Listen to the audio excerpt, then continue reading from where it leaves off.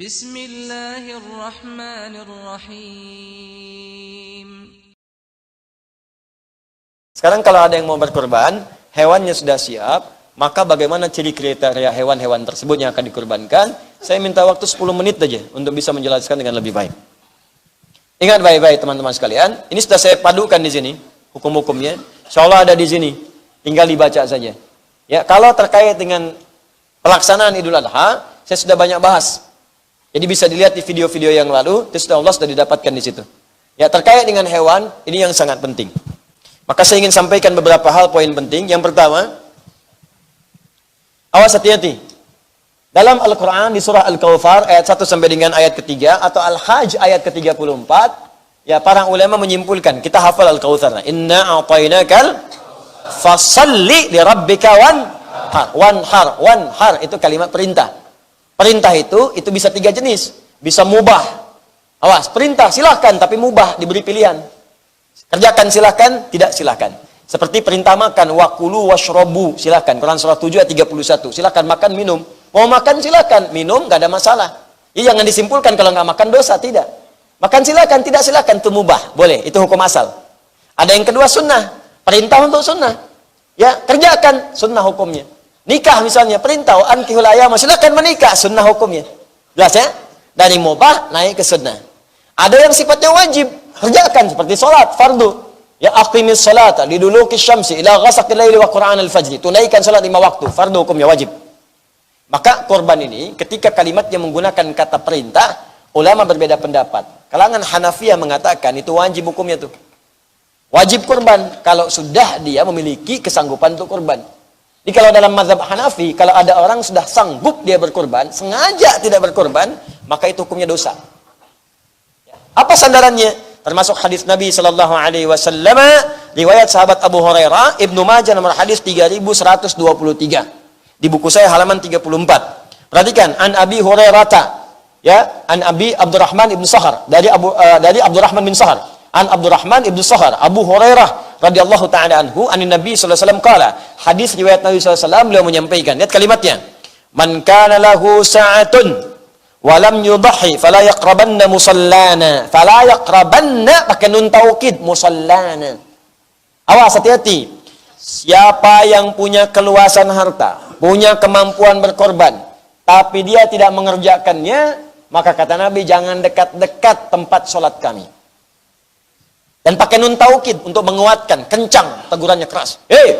Mampu berkorban, datang ke pesta weekend tiap malam, tiap hari, makan minum enak di restoran paling mahal, berangkatnya juga ke tempat paling bagus, hotelnya semalam 48 juta, nginepnya luar biasa, korban nggak mampu. Uang dibakar-bakar tiap hari, dikumpulin 4 juta setahun, kurban 2 juta nggak mampu. Rokok mampu, kurban nggak mampu. Kenapa nggak Anda kumpulkan tahun ini? Saya berhenti merokok dulu. Kenapa, Pak? Papa mau kumpulkan buat kurban. Malu sama Allah. Ngisap asap, duit hilang.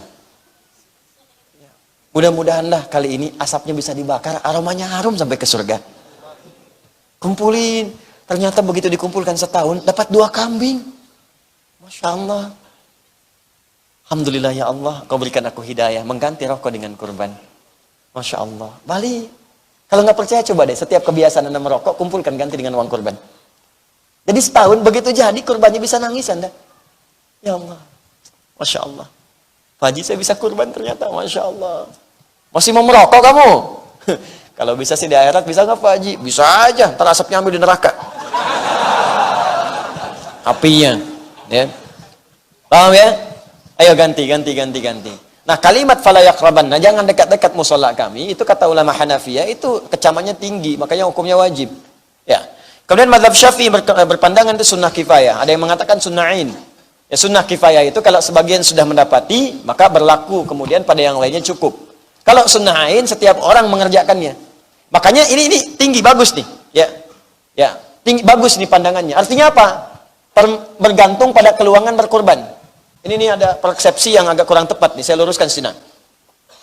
Kalau Anda punya kemampuan untuk setiap orang berkorban di keluarga, itu boleh silakan. Sunnah ain pada setiap diri melekat.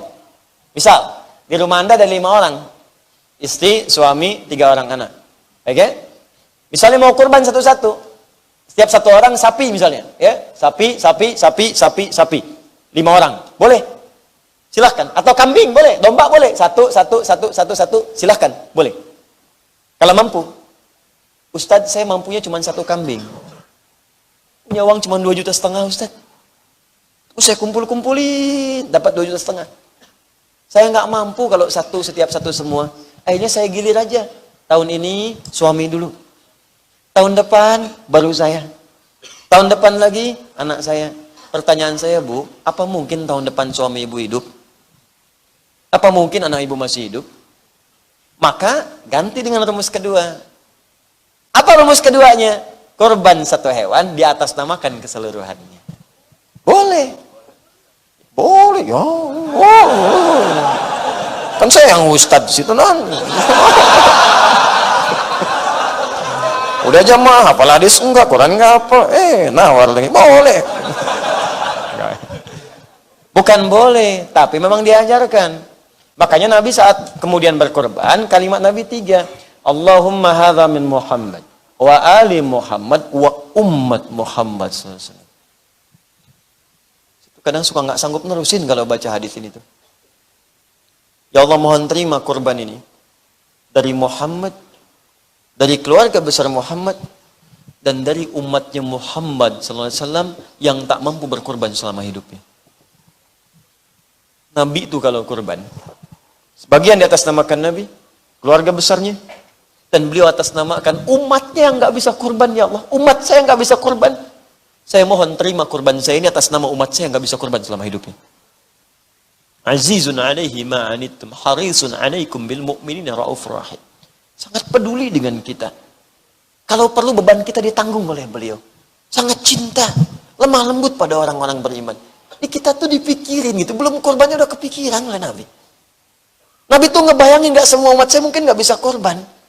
Ya Allah, kalau mereka nggak mampu terima korban atas nama umat saya nggak bisa korban. Hadisnya sahih. Di buku saya ada saya cantumkan sampai riwayatnya.